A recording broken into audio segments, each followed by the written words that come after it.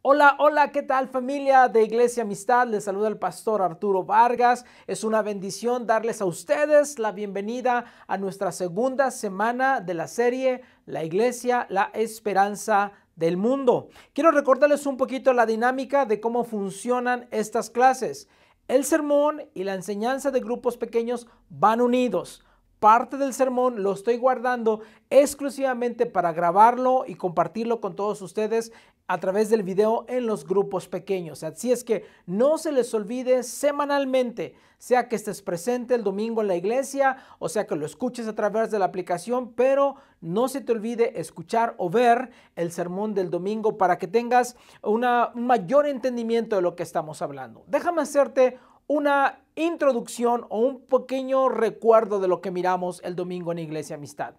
En la semana anterior, no este domingo pasado, pero la semana anterior, en el preestreno, les hablé acerca del ministerio de Cristo. Hablé de cómo Jesús llegó a 5 categorías de personas.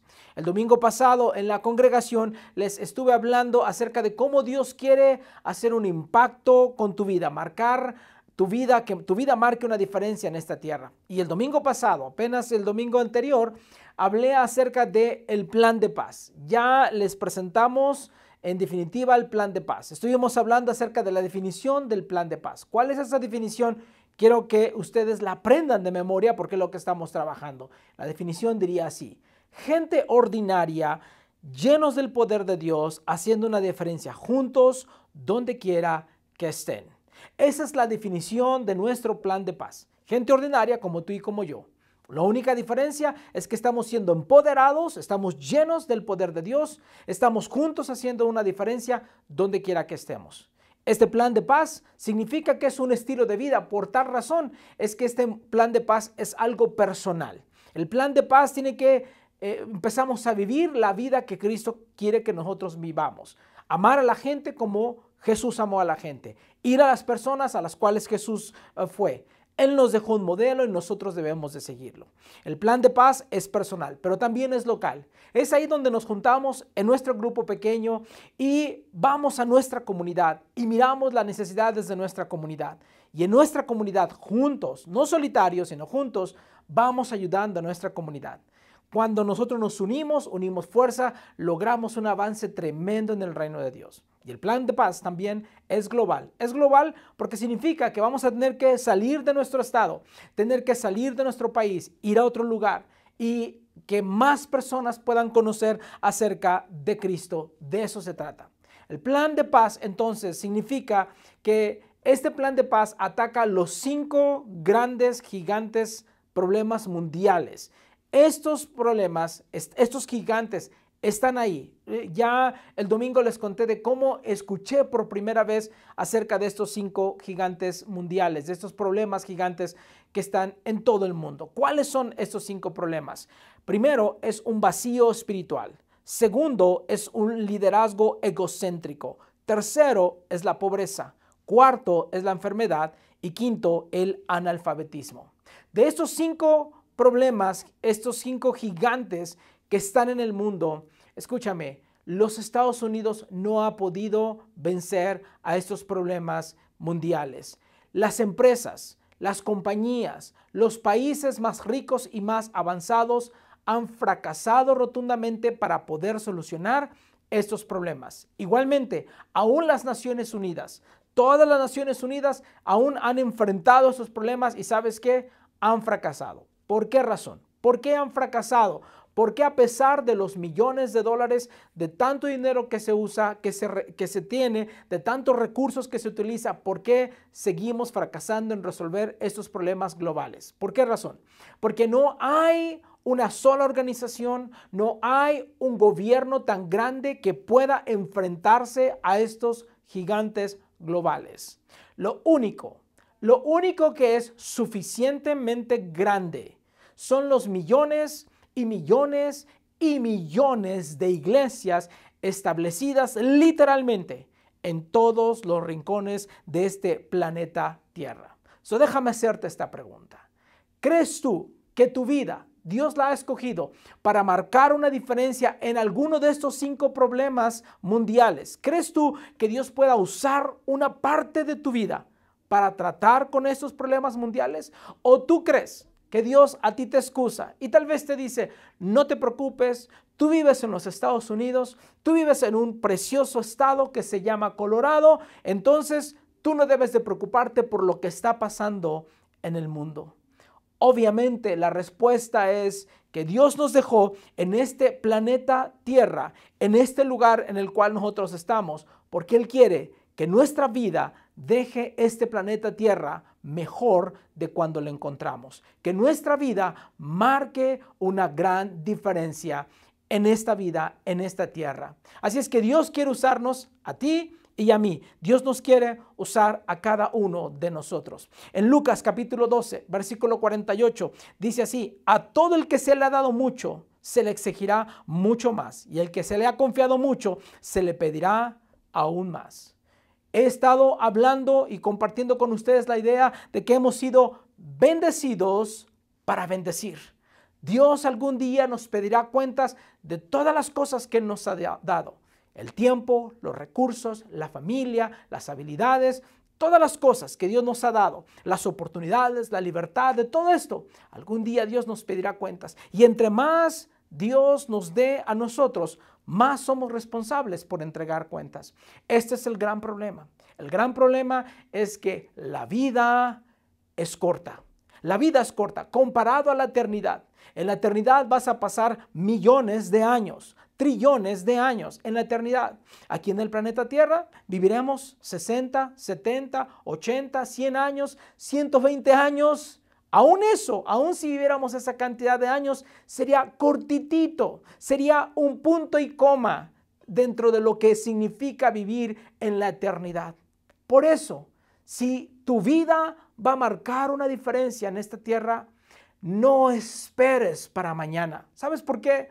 Porque tú y yo no tenemos la vida comprada. En cualquier momento tendremos que pararnos delante de nuestro Creador y entregar cuentas. Dios quiere utilizarte. Tú y yo no sabemos hasta cuándo estaremos en esta vida. Entonces, comencemos el día de hoy. Comencemos el día de hoy. La vida es corta. Usemos nuestras vidas para hacer una diferencia en esta tierra. La Biblia se refiere a la vida como el humo que está y que de repente lo vemos desaparecer. Se refiere a la vida, a la Biblia, como la neblina que hoy vemos y mañana ya no está, en un momento ya no está. La Biblia se refiere a la vida como un abrir y cerrar de ojos. Esto es algo rapidísimo. Esto es solamente momentáneo. Dios quiere utilizar tu vida para hacer una diferencia en este mundo. Comienza ahora. Debemos de comenzar ahora. Entonces, ¿por qué esperar a conseguir la meta financiera? ¿Por qué esperar a conseguir la meta académica? ¿Por qué esperar cuando sabemos tú y yo que no tenemos la vida comprada y que necesitamos hacer algo pronto para combatir estos 5 gigantes mundiales, estos 5 problemas globales? El plan de paz está dirigido a estas 5 cosas. ¿Cuál es el plan de paz? Entonces, el plan de paz significa que para combatir el vacío espiritual vamos nosotros a plantar iglesias o ayudar a una iglesia que ya está plantando, haciendo una diferencia en ese lugar. El plan de paz significa que si hay un liderazgo egocéntrico en el mundo, entonces hay que equipar líderes siervos. El plan de paz significa que si hay pobreza, necesitamos asistir a los pobres. El plan de paz nos muestra que si un problema mundial es la enfermedad, entonces hay que cuidar a los enfermos. Y si el gran problema, el último gran problema es el analfabetismo, entonces el plan de paz significa educar a la nueva generación.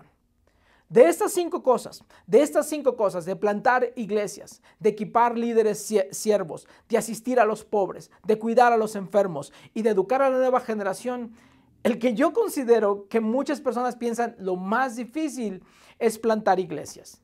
Algunas personas pueden decir, yo puedo cuidar al pobre y al enfermo y puedo asistir al pobre, yo lo puedo hacer, pero plantar una iglesia, ir a plantar nosotros una iglesia, eso que lo hagan los profesionales. La verdad, yo quiero hacer a un lado y en esta clase enseñarte a ti cómo tan fácilmente se puede plantar una iglesia. Ahora bien, si te refieres a plantar una mega iglesia, una iglesia de 200, 300, 400, 500 o 1000 personas, eso sí ya es otra historia. Eso sí se requiere de habilidades y de capacidades diferentes, de capacitación diferente, de entrenamiento diferente. Pero miremos un poquito qué significa, o por lo menos el término que la Biblia nos enseña para cuando la presencia de Dios viene. ¿Cuántas personas se requieren? Mira el verso. Dice la Escritura, porque donde están 2 o 3 congregados en mi nombre, allí estoy yo en medio de ellos. Hace 20 años atrás, mi esposa y yo y un grupo de 6 personas, 8 personas, iniciamos Iglesia Amistad. Lo iniciamos en lo que hoy es el comedor de mi casa. Hace como 6, 7 años atrás comenzamos una iglesia más complicada en la ciudad de Aurora. Eso requirió de más planeación y de más entrenamiento. Pero originalmente, cuando plantamos Iglesia Amistad, éramos un pequeño grupo de personas. Déjame darte la primera cosa que tienes que hacer si tú vas a plantar una iglesia. Es tener o reunir un grupo pequeño. El versículo que leímos hace un ratito, donde 2 o 3 congregados estén en mi nombre, allí estaré. Mucha gente diría, 2 personas, 3 personas, es un grupo pequeño. Ese estudio es un estudio bíblico. O algunas personas lo llamarían, es una misión. Está bien, como tú le llames, pero esa es la situación. La iglesia no se trata de un edificio. La iglesia somos personas, somos tú y yo. Donde 2 o 3 personas estén congregadas, Dios está ahí. Para Dios, eso es una iglesia. Mira, escúchame esto. Yo soy Arturo Vargas, mi apellido es Vargas, soy parte de la familia Vargas, pero yo por sí solo no soy la familia Vargas. Para que yo sea la familia Vargas, mi esposa, por lo menos 2 personas y 3 personas, mis hijos pueden llegar y decir, nosotros somos la familia Vargas. Yo no soy la familia Vargas, yo soy Arturo, soy la persona individual. Para ser familia necesito a alguien más. Así funciona en la iglesia.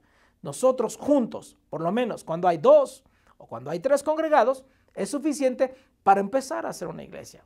La primera cosa entonces que tenemos que hacer es reunir a un grupo de personas, un pequeño grupo de personas. Eso fue lo que hicimos cuando iniciamos Iglesia Amistad hace 20 años. Déjame decirte lo siguiente.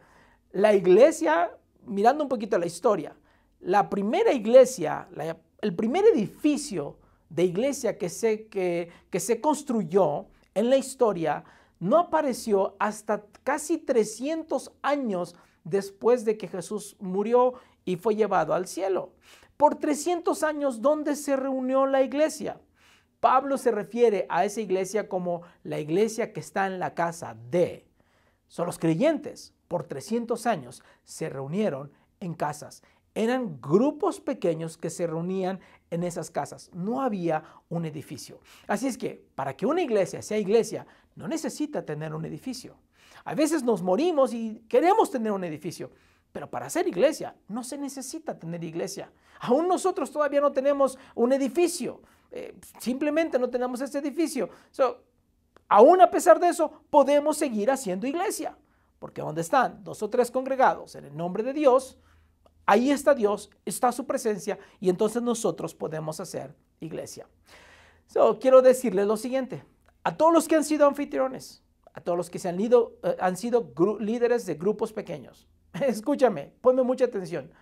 Tú has estado haciendo iglesia, tal vez no lo sabías y tal vez no te considerabas, pero has estado plantando una iglesia.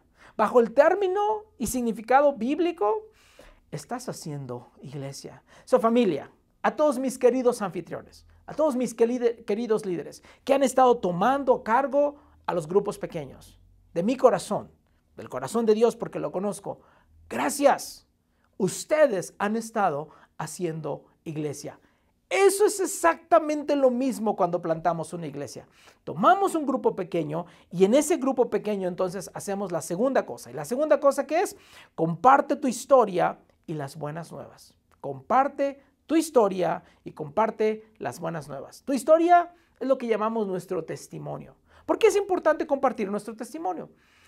Es importante porque cuando yo comparto mi testimonio, yo soy la misma autoridad para mi testimonio. Nadie puede argumentar lo que yo viví, lo que yo sentí, lo que yo pensé, la forma en cómo yo reaccioné. Nadie puede argumentar en cuanto a eso. Yo soy la autoridad de mi testimonio. Por eso nuestro testimonio es tan importante. Y además debemos de compartir también las buenas nuevas, cómo Dios llegó y alcanzó nuestras vidas. Mira esta escritura, Salmo 66, 16. Vengan ustedes, temerosos de Dios. Escuchen que voy a contarles todo lo que Él ha hecho por mí. Este salmo es un gran salmo. Vengan y escuchen lo que Dios ha hecho por mí. ¿No sabes compartir tu testimonio? ¿No sabes cómo arreglar tu testimonio de tal forma que la gente, tu audiencia, te pueda escuchar? En Iglesia Amistad existe la clase 401. En clase 401 te enseño cómo poder armar tu testimonio. Tal vez en su grupo hay algunas personas que han tomado 401 y que les quieran compartir su propia experiencia de haber estado en la clase.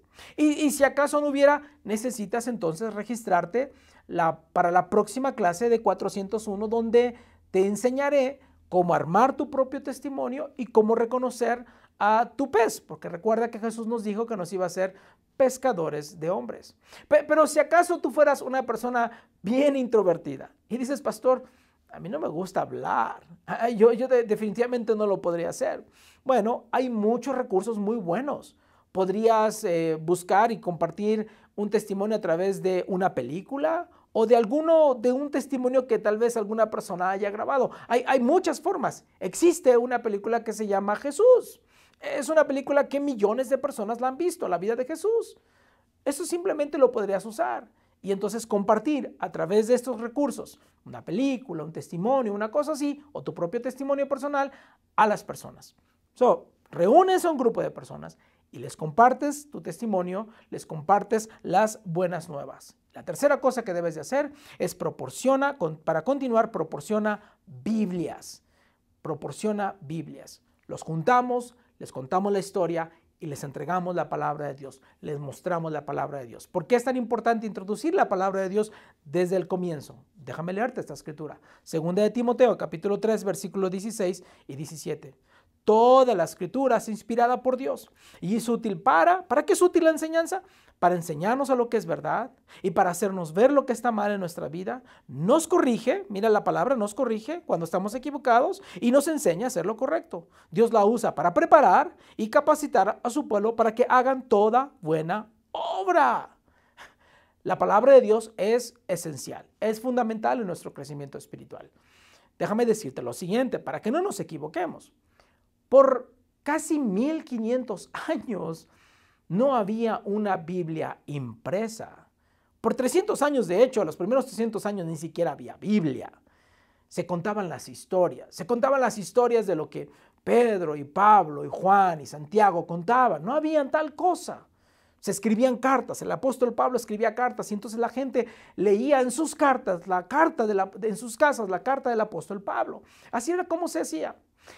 1500 años después se inventó la imprenta. Y en la imprenta Gutenberg, el primer libro que se imprimió fue la Biblia. Imagínate, el día de hoy, en nuestro teléfono tenemos acceso a la Biblia y a muchísimas versiones bíblicas. ¿Cómo han cambiado los tiempos? La idea es, juntas a las personas, compartes tu testimonio o les proyectas una película y los introduces a la Biblia. ¿Por qué? Porque la Biblia les enseña, les corrige lo bueno, lo malo, les enseña el camino, les está ayudando. Déjame darte un pequeño repaso de cómo lo hacemos. Primero, la Biblia nos enseña que nosotros debemos de buscar un hombre de paz. Tú vas a un lugar, te subes a un avión, vas a un lugar y llegas ahí y buscas al hombre de paz. El hombre de paz tiene dos características. Puede ser hombre o puede ser mujer. La Biblia se refiere al hijo de paz. Tiene dos características. La primera característica es una persona abierta. Tiene una mente abierta a nuevas ideas. Si conoces a una persona que está cerrada de ideas, obviamente no es el hombre de paz. Y segundo, esa persona es una persona que influye en el pueblo, en el lugar donde él está. Encuentras al hombre de paz. Puede ser un hombre cristiano o puede ser un hombre no cristiano. Porque cuando Jesús nos mandó a buscar al hombre de paz, en ese entonces no habían creyentes. Entonces, puede ser cualquier persona. Una persona que esté abierto a escuchar el mensaje y que tenga influencia en ese lugar. Lo primero que haces entonces es que buscas al hombre de paz. A este hombre de paz le compartes tu testimonio, tu palabra, lo que tú tengas, el testimonio, el video, la película, le compartes y le dices, ayúdame a llevar este mensaje a más personas. Entonces el hombre de paz junta a más personas, porque es una persona de influencia, juntas a más personas y ahí les compartes una vez más tu testimonio o les pasas la película. Al final le haces la invitación a las personas a que acepten a Cristo. Una vez que ellos aceptaron a Cristo, lo siguiente que tienes que hacer es volver a programar una reunión más para que en esta reunión la iglesia, ahora ya los nuevos creyentes, necesitan una reunión donde congregarse, un lugar donde congregarse. Los vuelves a invitar y en esa reunión dices, bueno, alguno de ustedes tiene que ser el director. En pocas palabras, el pastor de esta nueva iglesia que estamos formando. Pueden ser 2, pueden ser 3, suficientes para armar una iglesia de Jesús. Y entonces escúchame, déjame decirte lo que yo te voy a ofrecer. Te voy a ofrecer 52 sermones bíblicos fáciles de compartir. No tienes ni siquiera que hacer nada. Yo he hecho todo el trabajo por ti. Te voy a compartir 52 sermones bíblicos que te van a ayudar a ti a darles esos 52 sermones a esa persona que se queda ahí a cargo. La primera semana te quedas con ellos, lo haces tú y les compartes a través del sermón que tú ya tienes. Y la siguiente semana le dices, ahora te toca a ti. Y hace exactamente lo mismo, lo miras, lo observas y eso es todo. Para la tercera semana, entonces lo único que haces es que te juntas con ese hombre de paz, te juntas con esa persona que se quedó a cargo de ese grupo, miras las necesidades del pueblo, de la comunidad. ¿Qué hay? Vacío espiritual, analfabetismo, hay gente enferma, hay gente pobre. ¿Qué es lo que hay? Un liderazgo egocéntrico. Mira lo que hay. Y entonces juntos trabajen para empezar a acabar con estos grandes problemas. Un camino más fácil es encuentra una iglesia que ya está haciendo el trabajo en esa comunidad, únete con ellos, ayuda, empodera a la iglesia, empodera al pastor y que ellos entonces hagan ese trabajo en la comunidad. ¿Cómo lo ves? Todos podemos participar. No se requiere de alguien que ha tenido una capacitación profesional o una habilidad muy especial. Simplemente se requiere corazón, disponibilidad. Eso es todo lo que nosotros necesitamos. Déjame terminar este sermón diciéndote lo siguiente. En el cielo, ¿habrá alguien en el cielo porque tú le compartiste tu testimonio? ¿Habrá alguien? ¿O llegarás al cielo y nadie habrá sabido lo que Dios hizo por ti? Mira este verso. El que planta y el que riega trabajan en conjunto con el mismo propósito, y cada uno será recompensado por su propio arduo trabajo. En esta escritura nos dice, algunos plantan, algunos llegan y riegan, y cada uno es un equipo, son equipo, y cada uno al final será recompensado por su trabajo muy personal. Dios tiene un propósito para ti. Dios tiene un propósito grande. Tú ya eres parte de la familia de Dios. Y Dios quiere que esta familia de Dios se extienda, se expanda. Ve a las plazas, ve a los pueblos, mira tu comunidad. Hay un gran vacío espiritual. ¿Por qué hacemos esto? ¿Por qué te estoy animando a plantar una iglesia? ¿Por qué lo estoy haciendo? Porque hay un vacío espiritual. Y solamente plantando iglesias llevaremos el mensaje de esperanza a más personas. Solamente uniendo fuerzas con iglesias que ya están trabajando en esos lugares, vamos a poder seguir expandiendo la obra de Dios en todos los lugares. Hagámoslo. Dios tiene un propósito para ti.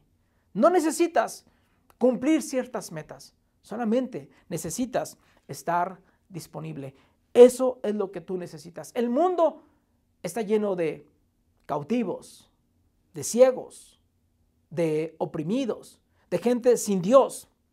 Y para muchas personas, la única Biblia que van a leer es tu vida. Por eso, hazte disponible a ellos. Permite que ellos te lean. Permite que ellos te escuchen. Tu historia es muy valiosa. Tu testimonio es muy valioso. Y hay personas que necesitan escuchar ese testimonio. Habacuc en el capítulo 1, en el versículo 5, dice así: Dios respondió, fíjense en las naciones, fíjense entre los pueblos, entre las naciones, entre los países, fíjense en las naciones, miren lo que sucede entre ellas. Lo que pronto van a ver los dejará con la boca abierta. Si alguien les contara esto, ustedes no podrían creerlo. Familia, tú eres demasiado importante en el plan de Dios. Dios tiene un plan para acabar con uno de los grandes problemas mundiales, que es el vacío espiritual. Y lo haremos plantando iglesias. Mírame, ve y haz discípulos a todas las naciones. Bautízalos en el nombre del Padre, del Hijo y del Espíritu Santo. Enséñales a guardar todas las cosas que Dios nos ha ordenado a nosotros. Y algún día nos encontraremos con Dios. Escucharemos sus palabras. Bien has hecho, buen siervo y fiel. Habremos llevado el mensaje de Dios a las personas. ¿Sabes por qué? Porque no es un gobierno el que les va a ayudar con su vacío espiritual. No es una empresa ni una organización que les va a llevar y ayudar a la gente con la falta de esperanza. Es la iglesia de Jesucristo. Somos tú y yo los que nos ha encomendado Dios este trabajo. Ir y hacer discípulos. Ayudemos a la gente. Apuntemos a la gente. Mostrémosle a la gente la dirección hacia Jesús. Que ellos puedan ver en Cristo la esperanza que ellos están necesitando para llenar ese vacío espiritual. Les quiero dejar para que tomen el tiempo y compartan las palabras que están en su grupo pequeño. Empezamos, de hecho, de lleno, esta semana ya, hablando acerca del plan de paz. Las próximas semanas vamos a mirar las otras partes de cómo podemos educar a la siguiente generación, cuidar al pobre, cómo podemos ayudar al enfermo. Todo ese tipo de cosas lo vamos a estar viendo durante las siguientes semanas. Gracias por el tiempo. Los dejo en su grupo pequeño. Nos vemos la próxima semana.